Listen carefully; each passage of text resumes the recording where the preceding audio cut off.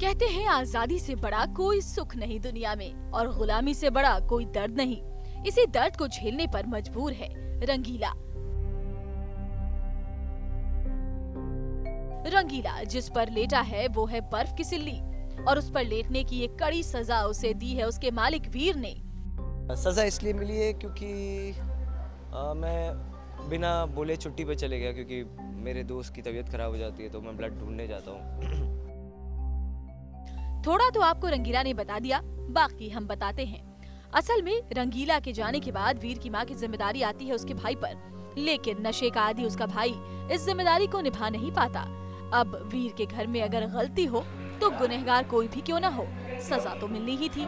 और इस बार सजा मिली वीर के भाई को, जिसे वीर ने तब तक बर्फ की सिल्ली पर लेटने को कहा जब तक मोटरसाइकिल का पेट्रोल न खत्म हो जाए।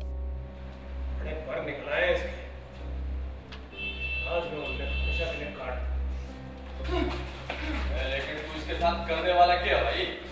घर के बेटे की ये हालत किसी से देखी नहीं जा रही थी, लेकिन घर में सब के सब हैं तो एक ही जैसे। बस फटाफट पूरा इल्जाम लगा दिया घर के गुलाम रंगीला पर। मम्मी देवती नशा करते हैं, सब जानते हैं। नशे में उनको होश नहीं रहता है, सब जानते हैं। लेकिन जिसे होश है और जिसकी वजह से ये पूरा कांड हो रहा है, सजा तो उसे मिलनी चाहिए ना।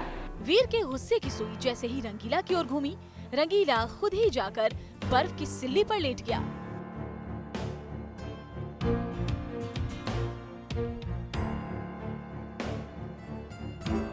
हाँ, बहुत ही डिफिकल्ट सजा थी। उसमें बर्फ के एक क्या कहते हैं, एक सिल्ली, हाँ सिल्ली, बर्फ की सिल्ली पे लिटा दिया था और रियल था।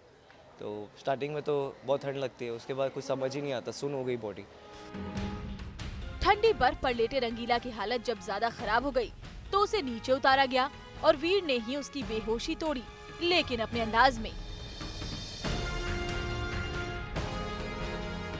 आज तो रंगीला की जान बच गई, लेकिन गुलामी की जंजीरों में जकड़े रंगीला का रंग कब तक ऐसा रहेगा, ये तो धीरे धीरे ही पता चलेगा।